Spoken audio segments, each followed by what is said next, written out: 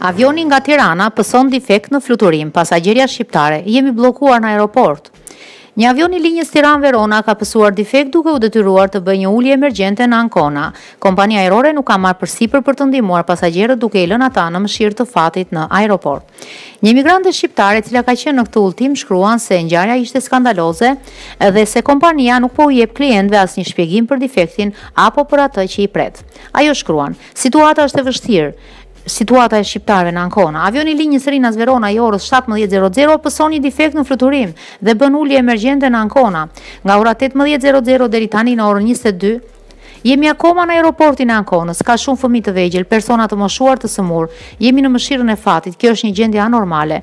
Ju lutem, shtypi dhe televizioni ta tregoj këtë ngjarje. Kemi që në orën 17:00 që jemi nisur nga Tirana. Veç faktit që u tmerruam nga defekti që ndodhi, nuk po marrim asnjë përgjigje për të na shpjeguar në lidhje me situatën që jemi."